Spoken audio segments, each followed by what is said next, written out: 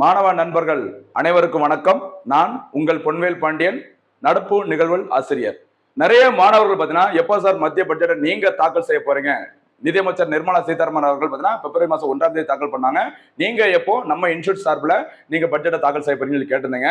அதை நம்ம இப்ப என்ன பண்ண போறோம்? தாக்கல் செய்ய போகிறோம். சரியா? 2025-26 நிதியாண்டிற்கான பட்ஜெட்டை பத்தி மொத்த டீட்டெயில் நம்ம பார்க்க போறோம். சரிங்களா? என்னென்ன இலக்குகள், என்னென்ன துறைகளுக்கு எவ்வளவு நிதி ஒதுக்கி இருக்கிறாங்க, வரிகளில் என்ன மாற்றங்கள் கொண்டு வந்திருக்கிறாங்க, இது மாதிரி நிறைய விஷயங்களை நம்ம என்ன பண்ண போறோம்? பார்க்க போகிறோம். சரிங்களா?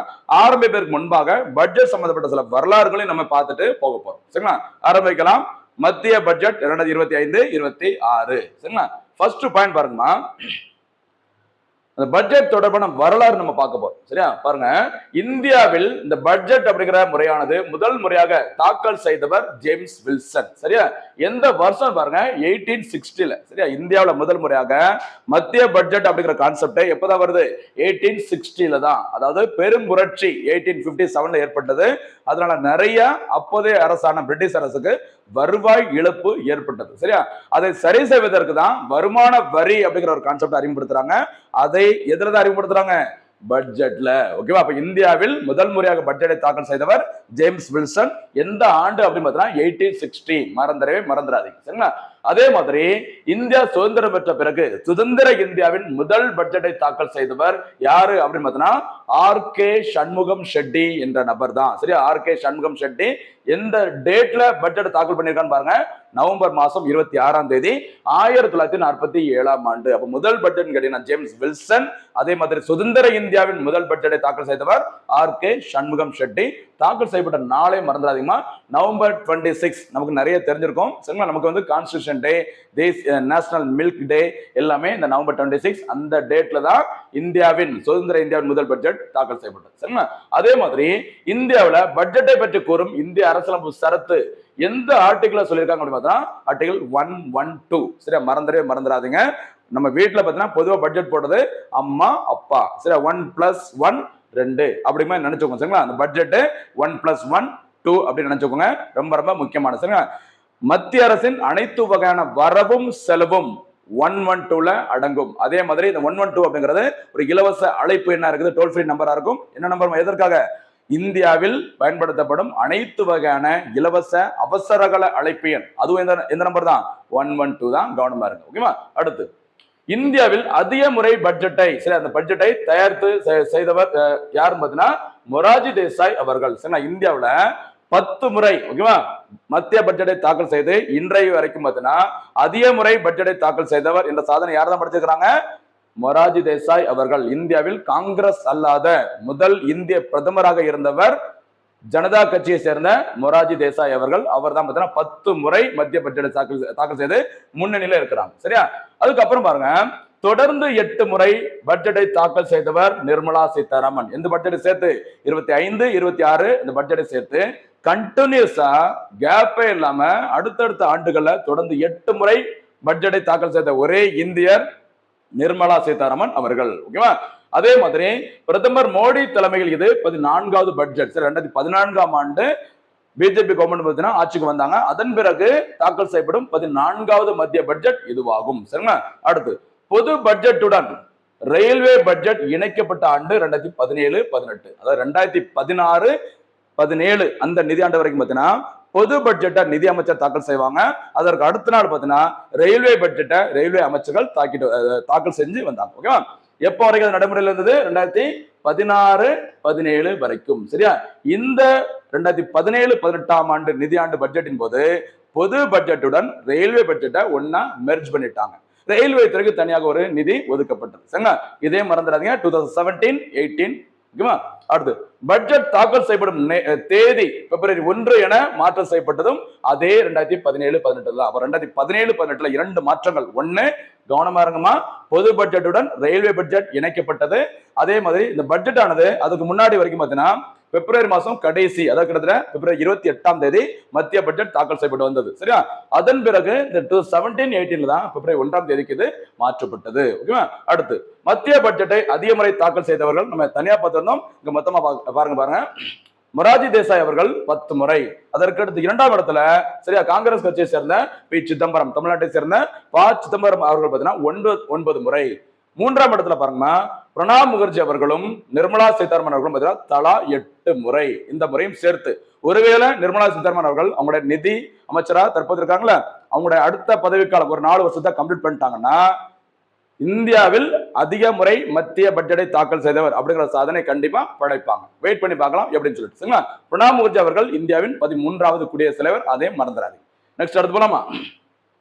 அடுத்து பாருங்க, அடுத்த முக்கியமான ஒரு வரலாறு, மிக நீண்ட பட்ஜெட் உரை. சரியா, எந்த பட்ஜெட்ல ரொம்ப நேரம் இந்த பட்ஜெட் உரையை ஆற்றப்பட்டது அப்படின்னு சொல்லி பார்த்தீங்கன்னா 2020 மத்திய பட்ஜெட் தான். அதை தாக்கல் செய்தவர் நிர்மலா சீதாராமன் அவர்கள். அவர்கள் எடுத்துக்கொண்ட நேரம் பாருங்க 2 மணி நேரம் 40 நிமிடங்கள். சரியா, 2 மணி நேரம் 40 நிமிடங்கள், கிட்டத்தட்ட ஒரு சினிமாவே ஓடி இருக்குது அந்த பட்ஜெட்ல. எந்த வருஷம்? 2020ஆம் ஆண்டு. அடுத்து 1977ஆம் ஆண்டில் ஹிருபாய் முல்ஜிபாய் பட்டேல் அவர்கள் மிக குறுகிய பட்ஜெட்டை தாக்கல் பண்ணிக்கிறாங்க. எந்த வருஷம்? 1997ல. யாருமா? ஹிருபாய் முல்ஜிபாய் பட்டேல். அவங்க மொத்தமே 800 வார்த்தைகள், 800 வார்த்தைகள் தான் பயன்படுத்தி இருக்கிறாங்க. இதுதான் பாத்தீங்கன்னா மிக மிக குறுகிய பட்ஜெட் உரையை கொண்ட மத்திய பட்ஜெட். சரியா, 1977ல கவனமா இருக்கு சார். 1977 சரி, ஓகேவா, 77. அடுத்து முதல் காகிதமில்லா பட்ஜெட் 2021ஆம் ஆண்டு. சரி, இ பட்ஜெட் அப்படின்னு சொல்றேன். அந்த காகிதமில்லா பட்ஜெட் இந்தியாவில் முதல் முறையாக தாக்கல் செய்யப்பட்ட ஆண்டு 2021. அதை செய்தவர் பேர் தான் அப்போதைய நிதியமைச்சர், தற்போதைய நிதியமைச்சர் நிர்மலா சீதாராமன் அவர்கள். சரிங்களா. அதே மாதிரி இன்னொரு விஷயம் தெரிஞ்சுக்கோங்க, இந்தியாவின் முதல் பெண் நிதியமைச்சர் அப்படின்னு கேட்டீங்கன்னா இந்திரா காந்தி அம்மையார் அவர்கள். சரியா, முழு பொறுப்பு, தனி பொறுப்பு வைத்த இந்தியா முதல் பெண் நிதியமைச்சர் அப்படின்னு கேட்டாங்கன்னா நிர்மலா சீதாராமன் அவர்கள். கவனமா இருங்க, விட்டுறாதீங்க. அடுத்து 2019ஆம் ஆண்டில் நிதியமைச்சர் நிர்மலா சீதாராமன் பட்ஜெட்டை சூட்கேஸில் கொண்டு வருவதற்கு பதிலாக வாகை கட்டா பாணி பையில் எடுத்து வந்தார். அதுக்கு முன்னாடி வரைக்கும் பார்த்தீங்கன்னா ஒரு சூட்கேஸ்ல தான் கொண்டு வருவாங்க. ஆரம்ப காலத்துல வேற ஒரு சூட்கேஸ், அதுக்கப்புறம் கருப்பு நிற சூட்கேஸ், அப்புறம் ரெட் கலர்ல சூட்கேஸ் வந்தது. அது என்ன பின்னாடி வரப்போகுது. சரிங்களா, கவனம் பாருங்க. எப்போ இந்த முறை மாற்றப்பட்ட சூட்கேஸ்க்கு பதிலா ஒரு பையில எடுத்துட்டு வர்ற அந்த முறையானது எப்போ கொண்டு வந்திருக்கிறாங்க? 2019. அந்த பையோட பேரை பாருங்க, வாகை கட்டா பாணி பை. சரிங்களா. அடுத்து யஸ்வந்த் சின்ஹா நிதியமைச்சராக இருந்த போது இந்த பட்ஜெட் தாக்கல் செய்யப்படும் நேரம் காலை 11 மணியாக மாற்றப்பட்டது. அதுவும் ரொம்ப ரொம்ப முக்கியமானது. சரிங்களா. அதுக்கு முன்னாடி வரைக்கும் பாத்தீங்கன்னா மாலை 5 மணிக்கு தான் இந்த பட்ஜெட்டை தாக்கல் பண்ணாங்க. இது எப்ப மாத்திருக்கிறாங்க? யஸ்வந்த் சின்ஹா அவர்கள் நிதியமைச்சராக இருந்த போது காலை 11 மணியாக மாற்றப்பட்டது. சரிங்களா. அடுத்து போலாமா. நெக்ஸ்ட் அடுத்து பட்ஜெட் பற்றிய ஒரு முக்கியமான சில சுவராசிய தகவல். சரி, இன்ட்ரெஸ்டிங்கா சில ஃபேக்ட்லாம் இருக்கு. நம்ம சொன்னோம்ல இந்த பட்ஜெட்டை எதுல கொண்டு வருவாங்க, என்ன சூட்கேஸ், எப்போ பைக்கு மாறிச்சது அப்படிங்கறத நம்ம பார்க்க போறோம். பாருங்க, இந்தியாவின் முதல் நிதி அமைச்சர், சரிங்களா, அதாவது சுதந்திர இந்தியாவின் முதல் நிதி அமைச்சர் RK சண்முகம் செட்டி 1947ஆம் ஆண்டில் தாக்கல் செய்த என்ன டேட்ல? நவம்பர் 26. சரியா, தாக்கல் செய்த முதல் பட்ஜெட்டை ஒரு தோல் பையில் கொண்டு வந்தார். நம்ம ஸ்கூல்ல பழைய நாங்களாம் படிக்கும்போது ஸ்கூல்ல அப்படி பார்த்தா சைட்ல ஒரு ஜோல்னா பை அப்படின்னு சொல்லுவாங்களே, அந்த மாதிரி ஒரு தோல் பை தான் இருக்கும். அந்த மாதிரி ஒரு பையில தான் தாக்கல் பண்ணிருக்கிறாங்க யாரு? சண்முகம் செட்டி அவர்கள். ஓகேவா. அடுத்து 1950களில் சில TT கிருஷ்ணமாச்சாரி ஒரு கோப்பு பையை, சில பேக், ஃபைல் பேக் மாதிரி அப்படிங்கிற ஒரு பேக்கை கொண்டு வந்து அதுல பட்ஜெட் கொண்டு வந்திருக்கிறாங்க. ஜவஹர்லால் நேரு அவர்கள் பார்த்தீங்கன்னா ஒரு கருப்பு நிற பிரீஃப் கேஸ், சூட் கேஸ், சின்ன ஒரு பிரீஃப் கேஸ கருப்பு கலர்ல முதலில் பயன்படுத்தியவர் ஜவஹர்லால் நேரு. ஓகேவா. அடுத்து 1991ஆம் ஆண்டில் நிலையான பொருளாதார தாராளமயமாக்குதல் கொள்கையை அறிவித்த மன்மோகன் சிங், அதாவது LBGன்னு சொல்லுவாங்கல்ல, லிபரலைசேஷன், பிரைவேடைசேஷன், குளோபலைசேஷன் அப்படின்னு சொல்ற 1991 நியூ எக்கனாமிக் பாலிசி. அந்த டைம்ல நிதியமைச்சராக இருந்தவர் மன்மோகன் சிங் அவர்கள், பிரதமராக இருந்தவர் நரசிம்மராவ். சரியா, அந்த 1991 டைம்ல ஓகேவா அந்த கருப்பு பிரீஃப் கேஸை பயன்படுத்தின அவரும் அதான் பயன்படுத்தி இருக்கிறாங்க. அடுத்து பாருங்க, பிரணாப் முகர்ஜி அவர்கள் நிதியமைச்சராக இருக்க போது ஓகேவா பிரிட்டனின் பிரபலமான கிளாட்ஸ்டோன் கேஸ் என்ற போன்ற சிவப்பு நிற பிரீஃப் கேஸை பயன்படுத்தினார். சில கருப்புல இருந்து இவங்க எங்க மாறுது? சிவப்பு நிற சூட் கேஸா மாறி இருக்கு. யார் மாத்திருக்கிறாங்க? பிரணாப் முகர்ஜி. அடுத்து 2019ஆம் ஆண்டு பிப்ரவரியில் இடைக்கால பட்ஜெட்டை தாக்கல் செய்த பியூஷ் கோயல் அவர்கள் சிவப்பு நிற பிரீஃப் கேஸை பயன்படுத்திய கடைசி நிதி அமைச்சர். அப்போ ரெட் கலர்ல அந்த பிரீஃப் கேஸை பயன்படுத்திய கடைசி நிதி அமைச்சர் யாருமா? பியூஷ் கோயல் அவர்கள். சரியா, அடுத்து பாருங்க, கடைசியாக நம்ம என்ன பார்க்க போறோம்? மத்திய பட்ஜெட்டை பார்க்க போறோம். 2025-26ஆம் ஆண்டிற்கான பட்ஜெட். சரிங்க, பாருங்க, மத்திய பட்ஜெட் 25. சரியா, 25-26 அதான் ஞாபகம் இருக்கணும், கவனமா இருக்கு. சரிங்களா. ஒரு நிதியாண்டு அப்படிங்கிறது எப்போ ஆரம்பிக்கும்? ஏப்ரல் 1ஆம் தேதி முதல் மார்ச் 31 வரை. சரிங்களா, இந்திய ரிசர்வ் வங்கி உருவாக்கப்பட்ட ஏப்ரல் 1ஆம் தேதி தான் நமக்கு பினான்சியல் இயர் ஸ்டார்ட் ஆகும். கவனமா இருங்க. சரிங்களா. ஓகே, இந்த மத்திய பட்ஜெட் அப்படிங்கிறது 25-26 பார்க்க போறோம். பாஜக தலைமையிலான தேசிய ஜனநாயக கூட்டணி அரசு 3வது முறையாக பதவியேற்ற பிறகு தாக்கல் செய்யும் முதல் முழு பட்ஜெட் இதுவாகும். சரிங்களா? இடையில பாத்தீங்கன்னா இந்த எலெக்ஷன் முடிஞ்சு உடனே பாத்தீங்கன்னா ஒரு இடைக்கால பட்ஜெட் தாக்கல் செய்யப்பட்டது. முதல் முழு பட்ஜெட் வந்து இப்பதான் தாக்கல் பண்ணிருக்காங்க. இதுக்கு அப்புறம் பிஜேபி கவர்மெண்ட் 2014 ஆட்சியை கைப்பற்றினாங்க. அடுத்து 2019, அடுத்து 2024 பிறகு அவங்க தாக்கல் செய்யும் முதல் முழு பட்ஜெட் இது அப்படிங்கிற மாதிரி சொல்லியிருக்கிறாங்க. சரியா? அடுத்து நிர்மலா சீதாராமன் அவர்கள் 2019 ஆண்டு தனது முதல் பட்ஜெட்டை தாக்கல் செய்த பிறகு தொடர்ந்து இவள் தாக்கல் செய்யும் நம்ம ஏற்கனவே பார்த்த 8வது பட்ஜெட் இதுவாகும். சரியா? இதுவரைக்கும் யாருமே தொடர்ந்து 8 பட்ஜெட் தாக்கல் பண்ணதே கிடையாது. ஆனா அதிமுறை பட்ஜெட் தாக்கல் பண்ணது யாரு? மொத்தமா சேர்த்து மொரார்ஜி தேசாய் அவர்கள். அதை மறந்துடக்கூடாது. கடந்த 3 ஆண்டுகளைப் போலவே இந்த ஆண்டும் டிஜிட்டல் வடிவ, அதாவது காகிதம் இல்லா பட்ஜெட்டை, இ பட்ஜெட்டை தாக்கல் செய்தார் நிதியமைச்சர் அவர்கள். முதல் முறையை எப்ப தாக்கல் பண்ணாங்கமா? இ பட்ஜெட் 2021ல. கவனமா இருங்க. சரிங்களா? பட்ஜெட் தாக்கல் செய்தி பிப்ரவரி 1 அன்று காலை 11 மணி அளவில் தொடங்கியது. சரியா? பட்ஜெட் தாக்கல் செய்யப்பட்ட மொத்த நேரம் 2025-26 நிதியாண்டுல அந்த பட்ஜெட், அந்த ஸ்பீச் அப்படி சொல்லுங்க, அந்த பட்ஜெட் ஸ்பீச் வந்து மொத்தம் எவ்வளவு நேரம் இருக்குமா? 1 மணி 17 நிமிடங்களுக்கு நீடித்துள்ளது. கவனமா இருங்க, ரொம்ப ரொம்ப முக்கியமான இதுவும். அடுத்து பாருங்க, அந்த பட்ஜெட் உரைக்கு முன்னாடி ஆரம்பத்துல பாத்தீங்கன்னா நிதியமைச்சர் நிர்மலா சீதாராமன் பாத்தீங்கன்னா ஒரு திருக்குறளை வந்து சுட்டி காட்டி இருக்காங்க. சரியா? என்ன திருக்குறள் சொல்லி பாருங்க. இதுவும் எக்ஸாம்ல கேட்கலாம். ஏன்னா திருக்குறள் அப்படிங்கிறது ரொம்ப முக்கியமான ஒரு ரோல் வந்துட்டு இன்னைக்கு காம்படிட்டிவ் எக்ஸாம்ல பிளே பண்ணுது.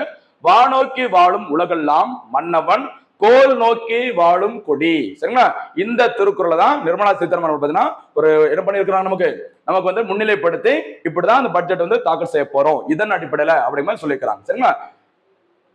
என்ற திருக்குறளின் அடிப்படையில் வருமான வரி தொடர்பான அறிவிப்புகள் இருக்கும் என்று நிதியமைச்சர் நிர்மலா சீதாராமன் அவர்கள் கூறியிருக்கிறாங்க. இந்த குறளுக்கு வரதராசனார் அவர்கள் விளக்கம் அளிச்சிருக்கிறாங்க. ஓகேவா? அதையும் நோட் பண்ணிக்கோங்க, எக்ஸாம்ல கேட்பாங்க. இதன் பொருள் வானத்தை எதிர்பார்த்து வாழும் உலகை போல மக்களும் மன்னனின் ஆணையை நோக்கி, அதாவது நரேந்திர மோடியின் ஆணையை நோக்கி அப்படிங்கிற மாதிரி சொல்லிக்கிறாங்க. சரியா? மன்னனின் ஆணையை நோக்கி வாழ்வார்கள் என்பதாகும். சரியா? பட்ஜெட்டின் தொடக்கத்தில் சரியா தெலுங்கு எழுத்தாளர் குருஜடா அப்பாராவின் தேசமாண்டு என்ற நூலை கூறி அதன் விளக்கமாக பாத்தீங்கன்னா நாடு என்பது அதன் மண் அல்ல மக்கள் என்று மேற்கோள் காட்டியிருக்காங்க. அப்ப 2 முக்கியமான விஷயங்களை மேற்கோள் காட்டி பட்ஜெட் தாக்கல் பண்ணியிருக்கிறாங்க நிர்மலா சீதாராமன் அவர்கள். அதுல 1 திருக்குறள், என்னன்னு பாத்தீங்கன்னா இந்த குருஜடா அப்பாராவின் ஒரு முக்கியமான ஒரு நூல். ஓகேவா? அடுத்து போலாமா? அடுத்து நம்ம பார்க்க போறது 6 முக்கிய அம்சங்கள். அதாவது 25-26 நிதியாண்டிற்கான மத்திய பட்ஜெட் ஆனது ஒரு முக்கியமான ஒரு 6 அம்சங்களை கொண்டுள்ளது அப்படிங்கிற அறிவிச்சிருந்தாங்க. அது என்னென்ன அந்த அம்சங்கள் சொல்லி பாருங்க. அதாவது ஒரு 6 முக்கிய துறைகளுக்கு முக்கியத்துவம் வழங்கப்படும் அப்படின்னு சொல்லியிருக்கிறாங்க. சரியா? 1 வரி விதிப்பு, அடுத்து மின்சாரம், நகர்ப்புற மேம்பாடு, சுரங்கம், நிதித்துறை, அடுத்து ஒழுங்குமுறை சீர்திருத்தம். இந்த 6 முக்கிய அம்சங்களுக்கு நான் என்ன பண்ண போறோம்? முக்கியத்துவம் வழங்க போறோம் அப்படின்னு சொல்லியிருக்கிறாங்க. இதுவும் எக்ஸாம்ல கேட்கலாம். சரிங்களா? இந்த 6 அம்சங்களை எது இடம்பெற்றுள்ளது, இடம்பெறவில்லை அப்படின்னு கேட்கலாம். கொஞ்சம் பார்த்துக்கோங்க. சரிங்களா? நெக்ஸ்ட் அடுத்து போலாமா? அடுத்ததாக 2025-26 பட்ஜெட்டின் முக்கிய அம்சங்கள். சரியா? முக்கிய அம்சங்கள், துறைகளுக்கு எவ்வளவு நிதி ஒதுக்கிறாங்க, என்னென்ன திட்டங்கள் புதிதாக அறிவிக்கப்பட்டுள்ளது, ஏற்கனவே இருந்த திட்டங்கள்ல எவ்வளவு நிதி ஒதுக்கிறாங்க, எல்லாமே நம்ம பார்க்க போறோம். கவனமா இருங்க. சரிங்களா? மத்திய அரசின் மொத்த வரி வருவாய் 42.70 லட்சம் கோடியாக இருக்கும். இந்த கடனை சேர்த்து ஓகேவா 42.70 லட்சம் கோடியாக இருக்கும் அப்படின்னு சொல்லியிருக்காங்க. இதில் தனிநபர் வருமான வரி வருவாய் ரூபாய் 14.38 லட்சம் கோடியாகவும், நிறுவன வரி கார்பரேட் டாக்ஸ் வருவாயானது ரூபாய் 10.82 லட்சம் கோடியாகவும் இருக்கும். அப்போ தனிநபர் வருமானம் தான் எதோட ஜாஸ்தியா இருக்குது? பெரிய பெரிய கார்பரேட் கம்பெனிகள் செலுத்தக்கூடிய அந்த கார்பரேட் டாக்ஸை விட ஜாஸ்தியா இருக்கு அப்படிங்கிற மாதிரி நம்ம சொல்ல வராங்க. கவனமா இருக்கு. சரிங்களா? ஒரு நிறுவனத்தின் லாபத்தின் மீது விதிக்கப்படுவது என்ன வரி? நிறுவன வரி அல்லது கார்பரேட் டாக்ஸ். அந்த நிறுவனத்தில் வேலை செய்யும் ஏதோ ஒரு தனிநபருக்கு வழங்கப்படும் அவருடைய வருமானத்தின் மீது, தனிநபரின் வருமானத்தின் மீது விதிக்கப்படும் அந்த வரியின் பெயர் தான் இன்கம் டாக்ஸ். கவனமா இருங்க, விட்டுறாது. சரிங்களா? அடுத்து ஜிஎஸ்டி வருவாய், சரக்கு மற்றும் சேவை அந்த வருவாயானது ஓகேவா மத்திய ஜிஎஸ்டி மற்றும் இழப்பீட்டு வரிகள் உட்பட 11.78 லட்சம் கோடியாக இருக்கும் அப்படின்னு சொல்லி கணிச்சிருக்கிறாங்க. அடுத்த நிதியாண்டில் மூலதன வருவாயாக 47,000 கோடி. இதுல பங்கு விலக்கல், சொத்து விற்பனை, அதாவது கவர்மெண்டோட சில சொத்துக்களை சரியா பங்குகளை விலக்கல் செய்வதன் மூலமாக எவ்வளவு கோடி? 47,000 கோடியை ஈட்டுவதற்கு மத்திய அரசு இலக்கு நிர்ணயம் பண்ணிக்கிறாங்க. இது ஏற்கனவே இதுக்கு முன்னாடி ஒரு எக்ஸாம்ல கேட்டுக்கிறாங்க. கவனமா இருக்கு. சரிங்களா? அடுத்து கடன் தவிர மொத்த வரவுகள் 34.96 லட்சம் கோடி. நம்ம மேல பார்த்தது மொத்த வரி வருவாய் 42.70 லட்சம் கோடி. இங்க பாக்குறது கடன் தவிர அரசாங்கத்திற்கான மொத்த வரவுகள் எவ்வளவுமா 34.96 லட்சம் கோடி. சரியா? மொத்த செலவினங்கள் 50.65 லட்சம் கோடியாக இருக்கும். அதே மாதிரி நிகர வரி வருவாய் 28.37 லட்சம் கோடியாக இருக்கும் அப்படின்னு சொல்லிட்டு மதிப்பிடப்பட்டுள்ளது. சரிங்களா? அதே மாதிரி பிஸ்கல் டெபிசிட், இதுதான் அடிக்கடி எக்ஸாம்ல கேட்பாங்க, கொஞ்சம் கவனமா இருக்கும். சரிங்களா? இந்திய அரசின் மத்திய அரசின் அந்த நிதி பற்றாக்குறையானது மொத்த உள்நாட்டு உற்பத்தியில் ஜிடிபியில் ஓகேவா 4.4% இருக்கும் என்று மதிப்பிட்டு இருக்காங்க. சரிங்களா? ரொம்ப ரொம்ப முக்கியமானது, இதுவும் கவனமா இருக்கும். சரி, அப்போ இந்தியாவோட ஜிடிபில பிஸ்கல் டெபிசிட்டோட ஷேர் எவ்வளவு இருக்கும் 4.4%. அடுத்து மொத்த சந்தை கடனானது 14.82 லட்சம் கோடியாக மதிப்பிடப்பட்டுள்ளது. சரியா? இதுவும் கேட்கலாம், கவனமா இருங்க. அடுத்து 2025-26 நிதியாண்டில் மூலதன செலவினம், சரி, அந்த கேபிட்டல் எக்ஸ்பெண்டிச்சர் அப்படிங்கிறது 11.21 லட்சம் கோடியாக இருக்கும். இது மொத்த உள்நாட்டு உற்பத்தியில் ஜிடிபியில் எத்தனை சதவீத பங்கினை கொண்டிருக்குமா 3.1%. சரிங்களா? மூலதன செலவினம் அப்படிங்கிறது இந்தியாவின் ஜிடிபியில் 3.1% பங்கினை கொண்டிருக்கும் அப்படிங்கிற மாதிரி சொல்லியிருக்கிறாங்க. சரிங்களா? அதாவது ஏதாச்சும் ஒரு விஷயத்த ஒரு செலவு அமௌண்ட்டை கொடுத்துட்டு இது ஜிடிபியில் இத்தனை பங்கு இருக்கும் அப்படி சொல்லியிருந்தாங்கன்னா கண்டிப்பா அதை நோட் பண்ணிக்கோங்க, ரொம்ப ரொம்ப முக்கியமானது. சரிங்களா? அடுத்து போலாமா? அடுத்து முக்கியமானது வருமான வரி, இன்கம் டாக்ஸ். பட்ஜெட் அப்படின்னால நிறைய பேர் ஃபர்ஸ்ட் எதிர்பார்க்கக்கூடியது வருமான வரி என்ன போடுறாங்க அப்படிங்கிறத பார்ப்பாங்க, நம்மளும் பார்க்கலாம். சரியா? இந்தியாவில் வருமான வரி விதிமுறையை அறிமுகப்படுத்தியவர் ஜேம்ஸ் வில்சன். 1860 பட்ஜெட் நம்ம ஏற்கனவே பார்த்துடும், இருந்தாலும் ஒரு டைம் நம்ம சொல்லிக்கலாம். சரிங்களா? 2025-26 பட்ஜெட் அறிவிப்பு ரூபாய் 12 லட்சம் வரை வருமான வரி இல்லை. சரிங்களா? ஞாபகம், கடந்த பட்ஜெட்ல 7 லட்சம் வரைக்கும் சொல்லியிருந்தாங்க அந்த வரிகளுக்கு. இந்த பட்ஜெட்ல 12 லட்சம் வரைக்கும் வருமான வரி இல்லை அப்படின்னு சொல்லியிருக்காங்க. புதிய வரி தொகுப்பில் சராசரி மாத வருவாய் ரூபாய் 1 லட்சம் இருந்தா கூட நீங்க என்ன பண்ண வேண்டியது இல்ல, இன்கம் டாக்ஸ் பே பண்ண வேண்டியது இல்லை அப்படின்னு சொல்லியிருக்காங்க. சரிங்களா? இது தவிர புதிய வரி தொகுப்பில் நிரந்தர வரி கழிவு அது ஒரு 75,000. சரி, இந்த 12 லட்சம் பிளஸ் 75,000 கிட்டத்தட்ட ஆண்டு வருமானம். சரியா? 12,75,000 ரூபாய் வரைக்கும் நீங்க சம்பாதிச்சீங்கன்னா என்ன பண்ண வேண்டியது இல்ல, டாக்ஸ் வந்து நீங்க கட்ட வேண்டியது இல்லை அப்படிங்கிற மாதிரி நிர்மலா சீதாராமன் அவர்கள் அறிவிச்சிருக்கிறாங்க. சரிங்களா? அதான் சொல்லிக்கிறாங்க பாருங்க, ஆண்டிற்கு ரூபாய் 12.75 லட்சம் வரை வருமான வரி செலுத்த வேண்டியதில்லை அப்படின்னு சொல்லியிருக்கிறாங்க. அடுத்ததாக அந்த வருமான வரி எவ்வளவு சம்பாதிச்சா எவ்வளவு டாக்ஸ் அப்படிங்கிறத நம்ம பார்க்கலாம். சரிங்களா? பாருங்க, இந்த 12,75,000 மேல, அந்த 12 லட்சத்துக்கு மேல பாருங்க வருமான வரி ஆண்டிற்கு ரூபாய் 12 லட்சம் வரை வருமானம் உள்ளவர்களுக்கு வரி இல்லை அப்படின்னு அறிவிச்சிருக்காங்க.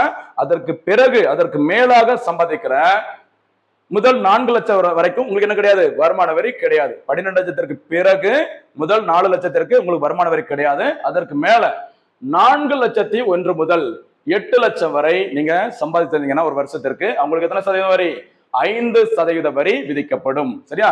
இதற்கு பிறகு அந்த தொகை நம்ம சம்பாதிக்கிற வருமானம் 4 லட்சமா அதிகரிச்சுட்டே போகும். அதற்கான வரி விகிதம் 5 அதிகரிக்கும். சரியா? 4 லட்சமாக அதிகரிக்கும், வரி விகிதம் 5 அதிகரிக்கும். பாருங்க, 4 முதல் 8 லட்சம் கிட்டத்தட்ட 5% வரி. அடுத்து 8,01,000 முதல் 12 லட்சம் வரைக்கும் பார்த்தீங்கன்னா 10% வரி வருமான வரி விதிக்கப்படும். அதுக்கப்புறம் 12 லட்சம் முதல் 12,01,000 முதல் 16 லட்சம் வரை 15% வரியும், அதனைத் தொடர்ந்து 16,01,000 முதல் 20 லட்சம் வரைக்கும் பார்த்தீங்கன்னா 20% வருமான வரியும், 20,01,000 முதல் 24 லட்சம் வரைக்கும் பார்த்தீங்கன்னா 25% வருமான வரி. இதுக்கு முந்தைய வருமான வரிகளை 25% வருமான வரி இருக்காது, 20% இருக்கும். அப்படியே ஸ்கிப் பண்ணி அடுத்தாப்புல 30% பேரும் இதுலதான் 25% வரையே வந்திருக்கு, நோட் பண்ணிக்கோங்க. சரியா?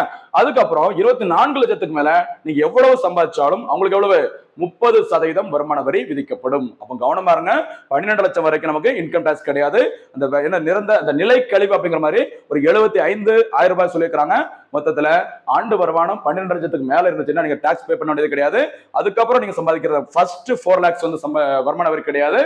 4 லட்சத்துக்கு மேல நீங்க சம்பாதிச்சீங்கன்னா ஒவ்வொரு 4 லட்சத்திற்கும் 5% என்ன ஆகும், வருமான வரி பிடித்தம் செய்யப்படும். சரிங்களா? இதுதான் வருமான வரி, மறந்துடாதீங்க. சரிங்களா? நெக்ஸ்ட் அடுத்து போலாமா?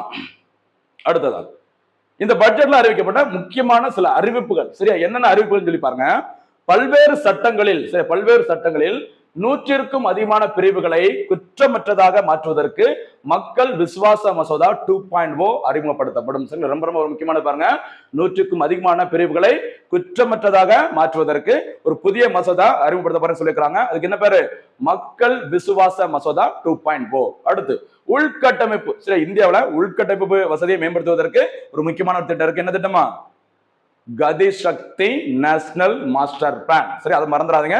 அக்டோபர் 13, 2021 மத்திய அரசால் தொடங்கப்பட்டது. சரிங்களா? இங்க பாருங்க, உள்கட்டமைப்பு வசதியை மேம்படுத்த மாநிலங்களுக்கு 50 ஆண்டுகளுக்கு வட்டியில்லா கடனாக 1.5 லட்சம் கோடி. சரிங்களா? கவனமா இருங்க. இன்ஃப்ராஸ்ட்ரக்சரை டெவலப் பண்றதுக்கு எல்லா மாநிலங்களுக்கும் 50 ஆண்டுகளுக்கு வட்டியே இல்லாம எது வரைக்கும் கடன் கொடுக்குறாங்க? 1.5 லட்சம் கோடி வரைக்கும் கடன் கொடுக்க போறேன்னு சொல்லியிருக்கிறாங்க. சரிங்களா? இதுக்கு அடுத்து குறைந்த அளவு வேளாண் உற்பத்தி திறன் உள்ள 100 மாவட்டங்களை உள்ளடக்கிய பிரதமரின் தன் தானிய வேளாண் திட்டத்தில் 1.7 கோடி விவசாயிகள் பயனடைவார்கள். சரிங்களா? கவனமா இருங்க, ரொம்ப ரொம்ப முக்கியமானது. சரிங்களா? ரொம்ப ரொம்ப முக்கியமான திட்டம் தன் தானிய வேளாண் திட்டம், ரொம்ப ரொம்ப முக்கியமானது. சரிங்களா? அடுத்து துவரம் பருப்பு, உளுத்தம் பருப்பு, மைசூர் பருப்பு, இப்படி நிறைய பருப்பு வகைகளில் சரியா தற்சார்புக்கான இயக்கம் தொடங்கப்படும். இந்த ஸ்கீமை கொடுத்துட்டு எதில் அந்த தற்சார்பை அடைவதற்கு அல்லது என்னென்ன தானியம் பருப்பு வகைகள் இதுல சேர்க்கப்பட்டுள்ளது அப்படின்னு கேட்கலாம். கவனமா இருக்கு. ஓகேவா? அடுத்து திருத்தி அமைக்கப்பட்ட வட்டி மானிய திட்டத்தின் கீழ் கிசான் கடன் அட்டை, இந்த கிசான் கிரெடிட் கார்டு ஸ்கீம் அப்படிங்கிறது 1998ல அறிமுகப்படுத்தப்பட்டது. சரிங்களா? கவனமா இருங்க. ஆர்வி குப்தா கமிட்டி, சரி, ஆர்வி குப்தா கமிட்டி பரிந்துரையின் அடிப்படையில் விவசாயிகளுக்கு கடன் அட்டை வழங்கும் திட்டம் கிசான் கிரெடிட் கார்டு ஸ்கீம் 1998ல தொடங்கினாங்க. இந்த கிசான் கடன் அட்டை மூலமாக ரூபாய் 5 லட்சம் வரை கடன் வழங்கப்படும். ஏற்கனவே 3 லட்சம் சொல்லியிருந்தாங்க, இப்ப அதை 5 லட்சமா மாத்திருக்கிறாங்க. ரொம்ப ரொம்ப முக்கியமானதா ஒன்னும் எது முக்கியமோ அது மட்டும் தான் நம்ம எடுத்து கொடுத்திருக்கோம். சரியா? அடுத்து குறு சிறு நடுத்தர தொழில்களுக்கு உத்தரவாதத்துடான கடன் ரூபாய் 5 கோடி முதல் 10 கோடி வரை அதிகரிக்கப்பட்டுள்ளது. ரொம்ப ரொம்ப முக்கியமானது.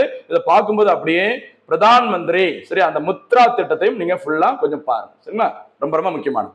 அடுத்து போலாமா? அடுத்த முக்கியமான அறிவிப்புகள் என்ன பாருங்க, கிராம இளைஞர்கள். சரிங்களா? ரொம்ப ரொம்ப முக்கியமானது. கிராம இளைஞர்கள் இடம் பெயர்வதை தடுக்க கிராம செழிப்பு மற்றும் மீள்தன்மை என்ற புதிய திட்டம் தொடங்கப்பட்டுள்ளது. சரிங்களா? நிறைய பேர் படிச்சிருப்பாங்க, கிராமங்கள்ல நிறைய தொழில் தொடங்க முடியாது, நிறைய காசு சம்பாதிக்க முடியாது. அதனால கிராமங்களில் இருந்து நகர்ப்புறத்திற்கு என்ன பண்ணுவாங்க? இடம் பெயர்ந்து வருவாங்க. அதை தடுப்பதற்கு அவங்களை ஊக்கப்படுத்துற மாதிரி வேற ஒரு புதிய திட்டத்தை அறிவிச்சிருக்காங்க. அதுக்கு என்ன பேருமா? கிராம செழிப்பு மற்றும் மீள்தன்மை திட்டம். கவனமா. அடுத்து இந்தியாவில் தயாரிப்புகள். சார், மேக் இன் இந்தியா, இதுதான் ரொம்ப முக்கியமா நீங்க செய்தியில வந்துட்டே இருக்கு. 2014ல மத்திய அரசால் தொடங்கப்பட்ட திட்டம் இந்தியாவில் தயாரிப்போம் திட்டம், அதாவது மேக் இன் இந்தியா திட்டம். இந்த திட்டத்தை மேலும் விரிவாக்க சிறு நடுத்தர பெருந்தொழில்களை உள்ளடக்கிய தேசிய உற்பத்தி இயக்கம் தொடங்கப்படும் அப்படின்னு சொல்லி அறிவிச்சிருக்காங்க. சரி, நிறைய இயக்கங்கள் அறிவிச்சிருக்காங்க இந்த பட்ஜெட்ல, நோட் பண்ணிட்டே வாங்க. அடுத்த 5 ஆண்டுகளில் அரசு பள்ளிகளில் 50,000 அட்டல் டிங்கரிங் சோதனை கூடங்கள். சரிங்களா? பாத்துக்கோங்க. அட்டல் அப்படிங்கிறது முன்னாள் பிரதமர் அடல் பிகாரி வாஜ்பாய் அவரோட பேரு. அவர் பேர்ல நிறைய ஆய்வகங்கள், சோதனை கூடங்கள் அமைக்கப்படும் அப்படின்னு சொல்லிட்டு அறிவிச்சிருக்காங்க. எத்தனைமா?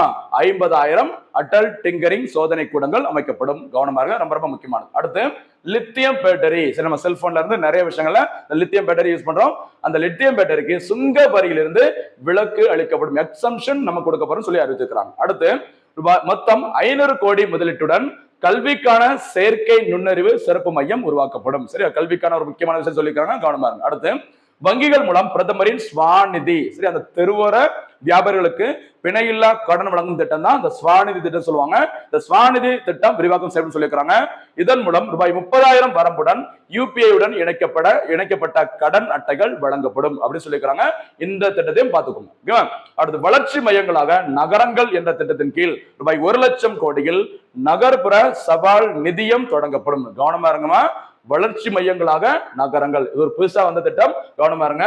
இந்த திட்டத்தின் கீழாக நகர்ப்புற சவால் நிதியம் அப்படிங்கிற திட்டத்தை தொடங்க போறேன்னு சொல்லியிருக்காங்க. அதற்கு ஒதுக்கப்பட்ட தொகை எவ்வளவுமா? 1 லட்சம் கோடி. 1 கோடி 2 கோடி இல்ல, 1 லட்சம் கோடி. சரிங்களா? நெக்ஸ்ட் எடுத்து போலாமா? அடுத்து பாருங்க, ரூபாய் 20,000 கோடி முதலீட்டில் சிறிய வகை ஈநுழைகளின் ஆராய்ச்சி மற்றும் மேம்பாட்டிற்கு அணுசக்தி திட்டம், அதாவது அணுசக்தி திட்டத்திற்கு ஒதுக்கப்பட்ட தொகை எவ்வளவுமா? 20,000 கோடி. சரிங்களா? எல்லா துறைகளையும் நோட் பண்ணிட்டு வாங்க. சில நேரங்கள்ல ஒவ்வொரு இடத்துலையும் தனித்தனியோட கொடுத்துட்டு எந்த துறைக்கு எவ்வளவு அமௌண்ட் கேட்கலாம். சரிங்களா? அடுத்து 120 புதிய இடங்களுக்கான விமான போக்குவரத்து இணைப்பை விரிவுபடுத்த திருத்தி அமைக்கப்பட்ட உதான் திட்டம். உதான் திட்டம் உங்களுக்கு தெரிஞ்சிருக்கும். இந்த விமான இணைப்பு திட்டம் சொல்லுவாங்க ரீஜனல் கனெக்டிவிட்டி ஸ்கீம். எங்கெல்லாம் விமானங்கள் அந்த சரியான ஒரு சேவை இல்லையோ, அந்த விமான போக்குவரத்து அந்த ஏர்போர்ட் எல்லாம் சரியா செயல்படலையோ, அதெல்லாம் சரி பண்றதுக்காக அக்டோபர் 21, 2016 இந்திய அரசால் தொடங்கப்பட்ட திட்டம் தான் உதான் திட்டம். UDAN. இது ஷார்ட் ஃபார்ம். எது சரிங்களா? அந்த உதான் திட்டத்தை ரீசெண்டா சொல்லிருக்காங்க. புதிதாக 120 புதிய இடங்களுக்கான விமான போக்குவரத்து இணைப்பு வழங்கப்படும் அப்படின்னு சொல்லியிருக்காங்க. இந்த திட்டத்தின் கீழ், உதான் திட்டத்தின் கீழ். அடுத்து, மேலும் 1 லட்சம் வீடுகள் கட்டுமானத்தை வேகப்படுத்த ரூபாய் 15,000 கோடியில் ஸ்வாமிக். பாத்துக்கோங்க, ஸ்வாமிக் அப்படிங்கிறது ரொம்ப ரொம்ப முக்கியமான ஸ்கீம். பாத்துக்கோங்க சரியா. ஸ்வாமிக் குறைந்த செலவில் நடுத்தர வருவாய் பிரிவினருக்கான வீட்டு வசதி திட்டம். அதான் ஷார்ட்டா ஸ்வாமிக் சொல்லுவாங்க. இந்த நிதியம் அமைக்கப்பட உள்ளது சரிங்களா. இந்த திட்டம் ஸ்டார்டிங்ல தொடங்கப்பட்டது நவம்பர் மாசம் 6ஆம் தேதி 2019ஆம் ஆண்டு. அடுத்து, தனியார் துறை மூலமான ஆராய்ச்சி மேம்பாடு மற்றும் புதிய கண்டுபிடிப்பு முயற்சிகளுக்கு ரூபாய் 20,000 கோடி. ஏற்கனவே அணுசக்தி திட்டம், அதற்கும் 20,000 கோடி, இதற்கும் 20,000 கோடி சரிங்களா. அடுத்து, 1 கோடிக்கும் அதிகமான மூல பிரதிகளை சரியா கையெழுத்து பிரதிகள் உள்ளடக்கி மூல பிரதிகள் கணக்கிடவும் பாதுகாக்கவும் ஒரு திட்டம் ஞான பாரத இயக்கம். சரியா, ஞான பாரத இயக்கம் ரொம்ப ரொம்ப ஒரு முக்கியமான ஒரு இயக்கமா அறிவிச்சிருக்காங்க. நான் ஏற்கனவே சொல்லியிருந்தேன், நிறைய இயக்கங்கள் இந்த திட்டத்துல அறிவிச்சிருக்கிறாங்க. அது முக்கியமானது ஞான பாரத இயக்கம் சரிங்களா. அடுத்த அறிவிப்புகள் என்ன இம்பார்ட்டன்ஸ் அப்படிங்கிறத பார்க்கலாம். காப்பீட்டிற்கான வெளிநாட்டு நேரடி முதலீட்டு வரம்பு ஏற்கனவே 74% இருந்தது. அதை தற்போது 100% உயர்த்த போறோம் அப்படின்னு சொல்லி அறிவிச்சிருக்காங்க. இன்சூரன்ஸுக்கு பார்த்தீங்கன்னா அந்த FDI லிமிட் சொல்லுவாங்க, ஃபாரின் டைரக்ட் இன்வெஸ்ட்மெண்ட் லிமிட், ஏற்கனவே 74% தான் மத்திய அரசு அனுமதி வழங்கியிருந்தாங்க. இனிமே 100% இருந்தா கூட பிரச்சனை இல்லை அப்படிங்கிற மாதிரி இந்த பட்ஜெட்ல அறிவிச்சிருக்காங்க. இது ரொம்ப ரொம்ப முக்கியமானது, கவனமா இருங்க சரியா. அடுத்து, புதுப்பிக்கப்பட்ட வருமான வரி கணக்கு தாக்கலுக்கான கால வரம்பு 2 ஆண்டுகளில் இருந்து 4 ஆண்டுகளாக அதிகரிக்கப்படும் அப்படின்னு சொல்லி அறிவிச்சிருக்காங்க. இது தவிர வருவாயில் வரி பிடித்தம், TTS அப்படி சொல்லுவாங்கல்ல, வருவாயில் வரி பிடித்தம் செய்து செலுத்துவதில் கால தாமதம் குற்றமற்றதாக மாற்றப்பட்டுள்ளது. ஏற்கனவே குற்றம், அதுக்கு அபராத தொகையெல்லாம் நிறைய விதிப்பாங்க. இப்ப அதை குற்றமற்றது அப்படிங்கிற மாதிரி அறிவிச்சிருக்காங்க இந்த பட்ஜெட்ல. அடுத்து, வாடகை வருவாயில் வரி பிடித்தம் சரிங்களா, அந்த TTS அப்படி சொல்லுவாங்கல்ல, ரூபாய் 2.4 லட்சத்திலிருந்து 6 லட்சமாக அதிகரிக்கப்பட்டுள்ளது. அடுத்து பாருங்க, புற்றுநோய் சரியா. புற்றுநோய் தினம் பிப்ரவரி 4ஆம் தேதி. இப்ப ரீசனா பார்த்திருந்தோம். புற்றுநோய், அரிய மற்றும் நாள்பட்ட நோய்களுக்கு சிகிச்சை அளிப்பதற்கான 36 உயிர்காக்கும் மருந்துகள், மருந்து பொருட்களுக்கு அடிப்படை சுங்க தீர்விலிருந்து விலக்கு அளிக்கப்பட்டுள்ளது. உயிர்காக்கும் ஒரு 36 வகையான மருந்து பொருட்களுக்கு சுங்க தீர்விலிருந்து என்ன பண்ணிருக்காங்க, விலக்கு அளிக்கப்பட்டுள்ளது. எக்ஸம்ஷன் கொடுத்திருக்கிறாங்க சரிங்களா. அடுத்து, மின்கல உற்பத்தி, பேட்டரி சரியா, மின்கல உற்பத்தி, மின்சார வாகனங்களுக்கான கூடுதலான மூலதன பொருட்கள், செல்பேசி மொபைல் போனுக்கான பேட்டரி தயாரிப்பு ஆகியவற்றை அதிகரிக்க வரி விலக்கும் அளிக்கப்பட்டுள்ளது. அதனால செல்போனுக்கான ரேட்டு சீக்கிரமா குறையும் அப்படின்னு சொல்லியிருக்காங்க. பார்க்கலாம் சரிங்களா. அடுத்ததாக, அடுத்து, கப்பல் கட்டுமானத்திற்கான மூலதன பொருட்கள் மற்றும் சாதனங்களுக்கு 10 ஆண்டுகளுக்கு அடிப்படை சுங்க தீர்விலிருந்து விலக்கு. இந்த விலக்கு எதெல்லாம் அளிச்சிருக்காங்களோ அதெல்லாம் தனியா கொஞ்சம் எழுதி வச்சுக்கோங்க சரிங்களா. அடுத்து, பதப்படுத்தப்பட்ட மீன் மீதான அடிப்படை சுங்க தீர்வை 15%லிருந்து 5% சரியா குறைச்சிருக்கிறாங்க மத்திய அரசு. அடுத்து, கேலோ இந்தியா, இந்தியாவில் விளையாட்டுத்துறையை மேம்படுத்துவதற்காக மத்திய அரசால் தொடங்கப்பட்ட ஒரு முக்கியமான திட்டம் கேலோ இந்தியா. இந்த கேலோ இந்தியாங்கிற பேர்ல தான் தேசிய விளையாட்டு போட்டியிலிருந்து பல்வேறு வகையான விளையாட்டு போட்டிகள் நடைபெறும். இந்த கேலோ இந்தியா திட்டத்திற்கு மத்திய அரசு 350 கோடியை ஒதுக்கி இருக்கிறாங்க. இதை அதிகரிப்பதற்கு, இந்தியாவில் மேம்படுத்துவதற்கு, விளையாட்டை மேம்படுத்துவதற்கு. அடுத்து, வாடகை வருவாயில் TTS வசூலிக்கப்படும் வரம்பு ரூபாய் 2.40 லட்சத்திலிருந்து 6 லட்சம். நம்ம ஏற்கனவே பார்த்திருந்தோம், அது வேற ஒரு வார்த்தைகளா இருந்தது. ரெண்டையும் தெரிஞ்சுக்கோங்க, ஈஸியா இருக்கும். அடுத்து, நகைகளுக்கான இறக்குமதி வரியை 25%லிருந்து 20% குறைச்சிருக்காங்க சரியா. ரொம்ப ரொம்ப முக்கியமானது நகை. அடுத்து, இது 2025 பிப்ரவரி 2 முதல் நடைமுறை வரும் சொல்லிக்கிறாங்க சரிங்களா. அந்த 25%லிருந்து 20% குறைத்திருக்கிறது. இந்த வருஷமே பிப்ரவரி மாசம் 2ஆம் தேதி பிப்ரவரி 2, 2025 இந்த வரி குறைப்பானது நடைமுறைக்கு வரும் சொல்லிக்கிறாங்க. அடுத்து, பிளாட்டினம் ஃபைண்டிங்ஸ் இறக்குமதி வரி 25%லிருந்து 5% கணிசமாக சரிங்களா. அது 25லிருந்து 20, இது பார்த்தீங்கன்னா 25லிருந்து 5% குறைக்கப்பட்டுள்ளது. அதே மாதிரி பீகார் மாநிலத்தில் சரியா, நிறைய பார்த்தீங்கன்னா பீகார் மாநிலத்துக்கு முக்கியத்துவம் கொடுத்திருக்காங்க இந்த பட்ஜெட்ல சொல்லியிருந்தாங்க.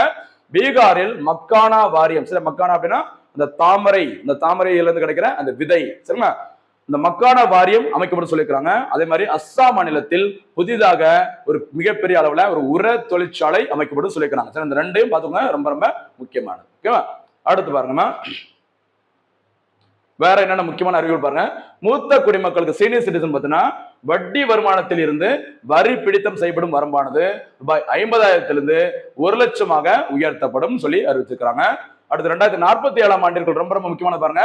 2047 ஆண்டிற்குள் 10 கிகாவாட் ஜிகாவாட் அல்லது கிகாவாட் சொல்லுவாங்களா, கிகாவாட் சரிங்களா அளவிற்கு அணுசக்தி உற்பத்தி திறனை அதிகரிக்க திட்டமிடப்பட்டுள்ளது. ரொம்ப ரொம்ப முக்கியமானது. சரியா, இந்தியா வந்து வல்லரசு நாடாவதற்கு 47 இலக்கு.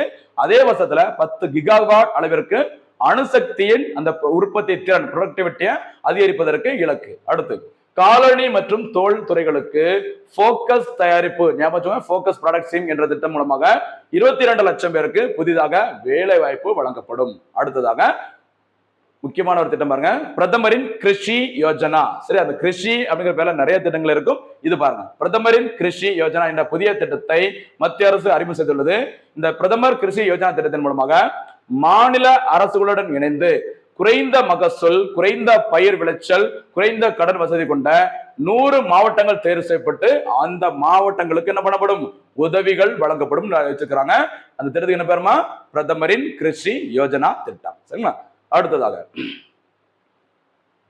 மத்திய அரசுக்கு பார்த்தீங்கன்னா 1 ரூபாய், இப்போ ஒரு எக்ஸாம்பிளுக்கு 1 ரூபாய் அப்படிங்கிறது 100 பைசா. சரியா, மத்திய அரசுக்கு ஒரு 1 ரூபாய் வருமானம் அல்லது 100 பைசா வருமானம் வருது அப்படின்னா அந்த 100 பைசாவில் எந்தெந்த துறைகள்ல இருந்து நிறைய வருமானம் வருது, எத்தனை பைசா எந்தெந்த துறைகள் இருந்து வருது, அது மாதிரி நம்ம 100 பைசா செலவு பண்றோம் அப்படின்னா இந்த 100 பைசா அதாவது 1 ரூபாயில எந்த துறைகளுக்கு அதிகமா நம்ம செலவு பண்றோம் அதுதான் நம்ம இப்ப பார்க்க போறோம். பாருங்க, மத்திய அரசிற்கான இந்த 1 ரூபாயில் சரிங்களா 66 பைசா நேரடி மற்றும் மறைமுக வரி பங்கீடு அரசிற்கு வருவாயில் 66 பைசா நேரடி மற்றும் மறைமுக வரிகளில் இருந்து வரும் அப்படின்னு சொல்லியிருக்கிறாங்க. சரியா, இதில் 39 பைசா நேரடி வரிகளில் இருந்து வரும், வருமான வரி 22 பைசாவும், கார்பரேட் வரி 17 பைசாவும் வரும் அப்படின்னு சொல்லியிருக்கிறாங்க. சும்மா ஒரு எக்ஸாம்பிள் சொல்லியிருக்கிறாங்க, கரெக்டா பார்த்தீங்கன்னா சதவீத அடிப்படையில் கிடையாது. சரிங்களா? சரி, இப்ப நம்ம டீட்டெயில பார்க்கலாம். மத்திய அரசிற்கு 1 ரூபாய் அதாவது 100 பைசா வருமானம் வருது அப்படின்னா அதுல கடனில் இருந்து அவங்களுக்கு கிடைக்கிற வருமானம், கடன் அப்படிங்கிறது மத்திய அரசுக்கு ஒரு வருமானம். சரி, வருமானம் தான். சரிங்களா, வருவாய். சரிங்களா, கடன் பார்த்தீங்கன்னா 24 பைசா பங்கினை கொண்டுள்ளது. வருமான வரியின் பங்கு 22 பைசாகவும், கலால் வரியின் பங்கு 5 பைசாவாகவும், அடுத்து ஜிஎஸ்டி மற்றும் அதனுடன் தொடர்புடைய பிற வரிகள் மூலமாக 18 பைசா, கார்பரேட் டாக்ஸ் நிறுவன வரிகள் மூலமாக 17 பைசா, வரி சாராத நான் டாக்ஸ் ரெவென்யூ மூலமாக 9 பைசா, கஸ்டம்ஸ் ஓகேவா அதன் மூலமாக 4 பைசா ஆகும், கடன் சாராத சொத்து விற்பனை மூலம் 1 பைசா ஆகும். என்ன பண்ணிருக்கிறாங்க, நமக்கு வருமானம் கிடைக்கும் அப்படி மாதிரி சொல்லிக்கிறாங்க. சரி, இதுல எது அதிகமா இருக்கு அப்படிங்கிறத கொஞ்சம் பார்த்து வச்சுக்கோங்க. எதுமா இருக்கு, கடன் மூலமா தான் நமக்கு அதிகப்படியான வரிகள் என்னது வருமானம் வருது சொல்லிக்கிறாங்க.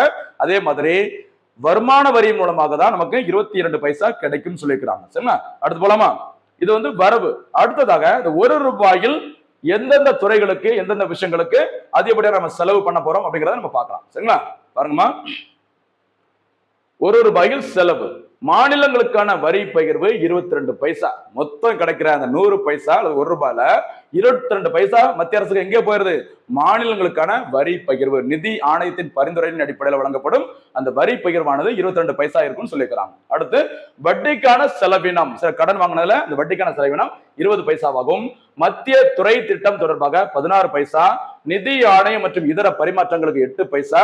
அதே மாதிரி மத்திய நிதி உதவி, மத்திய அரசின் நிதி உதவி பெறும் மாநில அரசின் திட்டங்களுக்கு 8 பைசா, இதர செலவினங்களாக 8 பைசா, முக்கியமான சில மானியங்கள் சப்சிடிக்கு பார்த்தீங்கன்னா 6 பைசாகவும், பாதுகாப்பிற்கு ஒதுக்கப்பட்டது இந்த 100 பைசாவில 8 பைசா, பென்ஷனுக்கு பார்த்தீங்கன்னா 4 பைசா. இதெல்லாம் 1 ரூபாயில் மத்திய அரசிற்கான வரவும் செலவும் பார்த்திருக்கும். ரொம்ப ரொம்ப முக்கியமானது, கவனமா இருங்க. சரிங்களா, அடுத்து போலாமா. அடுத்ததாக துறைகள் வாரியாக என்னென்ன எவ்வளவு தொகை வந்து இந்த பட்ஜெட்ல மத்திய அரசு அறிவிச்சிருக்காங்க. சரிங்களா, கொஞ்சம் வேகமா போகலாம். பாருங்கம்மா, துறைகள் மற்றும் திட்டங்கள் வாரியாக நிதி ஒதுக்கீடு எல்லா துறைகளும் முக்கியம். அதுல ரொம்ப எது முக்கியமோ அது மட்டும் தான் நான் கொடுத்திருக்கேன், கொஞ்சம் பாருங்க. ஓகேவா, பாதுகாப்பு துறை டிஃபென்ஸ் செக்டார் கொடுத்துருக்க ஒதுக்கப்பட்ட தொகை பாருங்க, ரூபாய் 6,81,100 210 கோடி டிஃபென்ஸ் செக்டாருக்கு ஒதுக்கி இருக்கிறாங்க. ஏன்னா பாதுகாப்பு துறையில இந்தியா வந்து ஒரு வல்லமை மிக்க நாடாக இருக்க வேண்டும் அப்படிங்கிறத ஒவ்வொரு ஆண்டும் நிறைய தொகை ஒதுக்குறாங்க. அந்த வகையில் இந்த வருஷமும் நிறைய தொகை ஒதுக்கி இருக்கிறாங்க. கவனமா இருக்கு. சரிங்களா?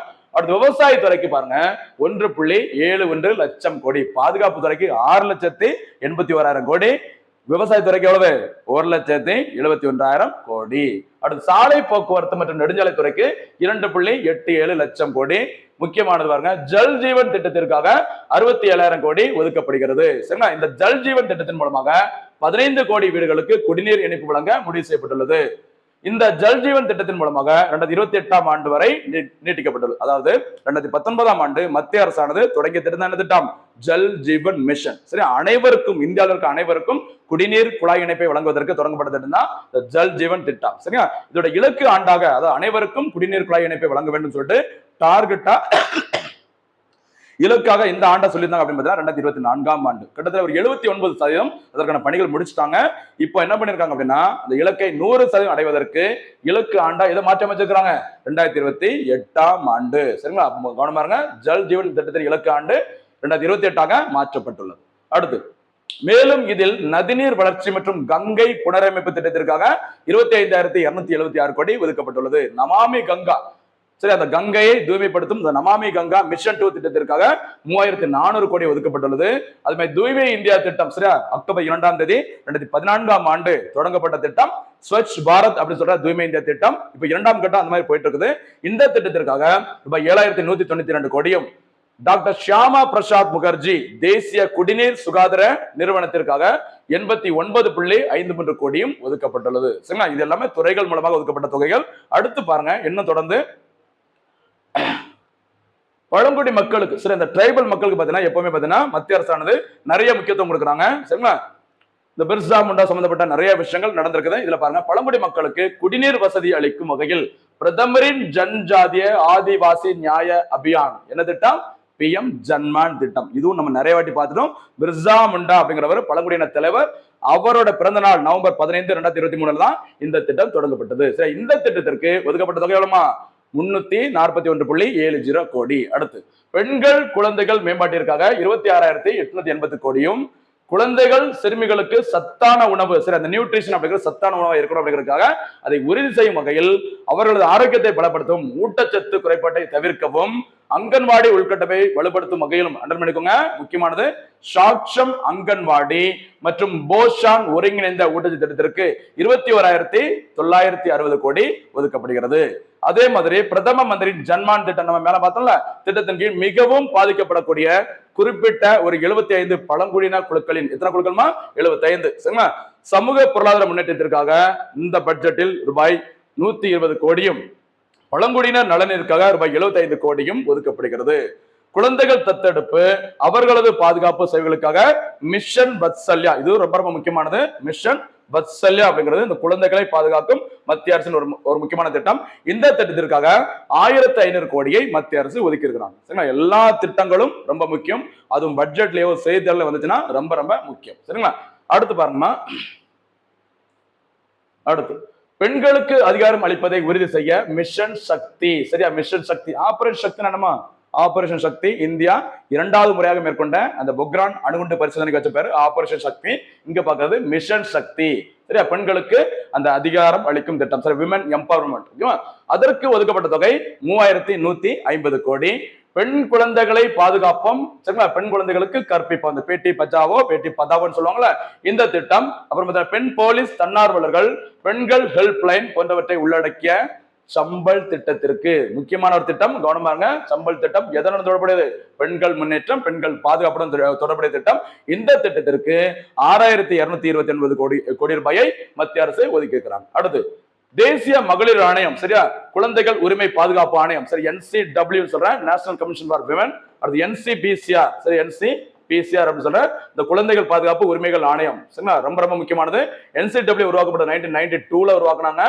NCPCR அப்படிங்கிறது 2007ல உருவாக்குனாங்க. இது நம்ம நிறைய பார்த்துட்டோம். ஓகேவா? இந்த ஆணையங்களுக்கு முறையே 28 கோடியும், அதாவது தேசிய மகளிர் ஆணையத்திற்கு 28 கோடியும், குழந்தைகள் உரிமை பாதுகாப்பு ஆணையத்திற்கு 25 கோடியும் இந்த பட்ஜெட்ல ஒதுக்கி இருக்கிறாங்க. ஓகேவா?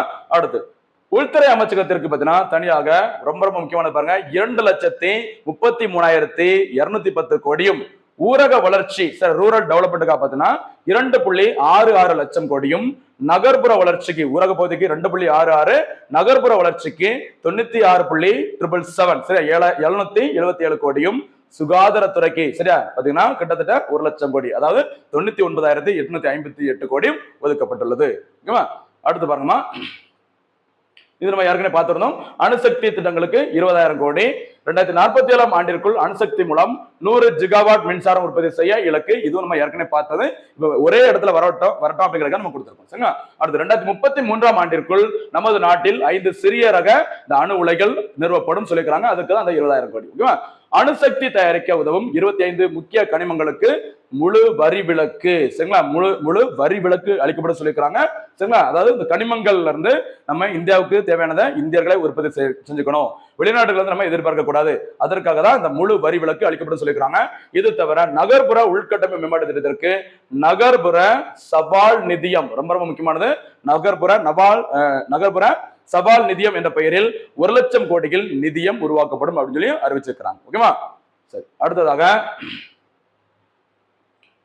வளர்ச்சி மையங்களாக நகரங்கள். சரிங்க, பாருங்கம்மா, நகரங்களின் ஆக்கப்பூர்வமான மறுமலர்ச்சி மற்றும் நீர் மற்றும் சுகாதாரம் ஆகிய திட்டங்களை செயல்படுத்தி இந்த நிதி பயன்படுத்தப்படும். சரி, ரொம்ப ரொம்ப முக்கியமானது, இதை நோட் பண்ணிக்கோங்க. அடுத்து சுவாமி, நம்ம யாருக்குன்னு பார்த்திருந்தோம், மலிவு விலை மற்றும் நடுத்தர வீட்டு வசதிக்கான சிறப்பு சாளரத்தின் சரி அதாவது சுவாமி அப்படின்னு சொல்ற இதன் கீழ் 50,000 குடியிருப்புகள் கட்டி முடிக்கப்பட்டுள்ளன. இந்த ஆண்டில் இந்த சுவாமி அந்த திட்டத்தின் மூலமாக மேலும் 40,000 வீடுகள் கட்டி முடிக்கப்படும் அப்படிங்கிற மாதிரி அறிவிச்சிருக்காங்க. சரிங்களா? அதே மாதிரி ரயில்வே துறை பார்த்திருந்தோம்ல, 2016-17 தான் கடைசியாக ரயில்வேக்கான தனி பட்ஜெட் தாக்கல் செய்யப்பட்டது. 17-18 நிதியாண்டுல பொது பட்ஜெட்டுடன் ரயில்வே பட்ஜெட் இணைக்கப்பட்டது. சரிங்களா? அந்த 2017 முதல் ரயில்வே துறைக்கு தனியாக பொது பட்ஜெட்ல நிதி ஒதுக்கப்பட்டது. சரிங்களா? இந்த பட்ஜெட்ல ரயில்வே துறைக்கு கடந்த ஆண்டை போலவே சரியா 2025-26 நிதியாண்டிலும் ரூபாய் 2.55 லட்சம் கோடி ஒதுக்கப்பட்டுள்ளது. சார், ரயில்வே அந்த வரலாற்றிலே பார்த்தீங்கன்னா பட்ஜெட் வரலாற்றிலே ரயில்வே துறைக்கு ஒதுக்கப்பட்ட அதிகபட்ச தொகை இதுதான் அப்படிங்கிற மாதிரி கடந்த ஆண்டு சாதனை படுத்திருந்தது. அதே தொகையை தான் இந்த வருஷம் நம்ம கொடுக்க போறோம் அப்படின்னு சொல்லிட்டு அறிவிச்சிருக்கிறாங்க. சரிங்களா? அடுத்ததாக பாருங்க,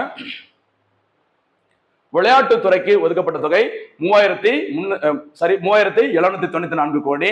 கேலோ இந்தியா திட்டத்திற்கு மட்டும் 1000 கோடி. நம்ம வேற ஒரு இடத்துல பார்த்தோம் 350 கோடி. கொஞ்சம் கவனமா இருக்கும், இது மட்டும் கொஞ்சம் மாத்திக்கணும். அடுத்து கல்வித்துறைக்காக 1.2 லட்சம் கோடி, 2.8 லட்சம் கோடி. அரசு பள்ளிகளில் அடுத்த 5 ஆண்டுகளில் 50,000 அட்டல் டிங்கரிங் கூடங்கள் உருவாக்கப்படும். அதை நம்ம பார்த்திருந்தோம். திறன் மேம்பாட்டிற்கான 5 தேசிய திறன் மையங்கள் அமைக்கப்படும். அதே மாதிரி மூலதன செலவினங்களுக்காக 11.21 லட்சம் கோடி ஒதுக்கப்படும் அப்படின்னு சொல்லி அறிவிச்சிருக்கிறாங்க. சரிங்களா? இது எல்லாமே 2025-26 மத்திய அரசிற்கான அந்த பட்ஜெட்டின் முக்கியமான அம்சங்கள். சரிங்களா? நம்ம என்ன பார்த்திருக்கோம், பட்ஜெட்டின் வரலாறு, சிறப்பு அம்சங்கள். ஓகேவா? அதே மாதிரி ஒரு விஷயத்தை சொல்ல மறந்துட்டேன், அல்வா பூஜை. அல்வா பூஜைன்னு ஒரு வார்த்தை சொல்லுவாங்க. அல்வா பூஜை எதனுடன் தொடர்புடைய அப்படின்னா பட்ஜெட் தயாரிப்பு பணி. சரி, மத்திய அரசின் பட்ஜெட்டை வந்து தயாரிக்கிறதுக்கு முன்னாடி சரிங்களா அல்வா ரெடி பண்ணி சாமிக்கு படைச்சிட்டு அங்க இருக்கிற ஊழியர்களுக்கும் ஷேர் பண்ணிட்டு என்ன பண்ணுவாங்க, அந்த பட்ஜெட்டை தயாரிக்கும் பணிகளில் ஈடுபடுவாங்க. நம்ம வந்து ஒரு விஷயம் அல்லது ஏதாவது ஒரு நிகழ்ச்சிகள் இருந்ததுன்னா, ஒரு விழா இருந்ததுன்னா, நம்ம சக்கரை பொங்கல் இந்த மாதிரி ஸ்வீட் ஏதாவது செய்யறோம்ல, அதே மாதிரி அல்வா கிண்டி சாமிக்கு கொடுத்துட்டு அதுக்கப்புறம் என்ன பண்றாங்க, அரசு ஊழியர்களுக்கும் பயனளிக்கிறாங்க. அதுக்கு தானே பேரு அல்வா பூஜை. அதனை தொடர்ந்து துறைகளுக்கு திட்டங்கள், புதுசாக திட்டங்கள் அறிவிச்சுக்கிறாங்க, நிறைய இயக்கங்கள் அறிவிச்சுக்கிறாங்க. அது ₹1 மத்திய அரசுக்கான வரவு என்ன, செலவு என்ன, அது முக்கியமான சில இலக்குகள் சதவீத அடிப்படையில் நம்ம நிறைய சொல்லியிருக்கிறோம். சரிங்களா? மொத்த பட்ஜெட்டையும் தயவுசெய்து கொஞ்சம் கொஞ்சமா படிச்சுட்டே இருங்க. டெய்லி எல்லாமே ரொம்ப ரொம்ப முக்கியமானது. சரிங்களா? மீண்டும் சந்திக்கலாம். நன்றி, வணக்கம்.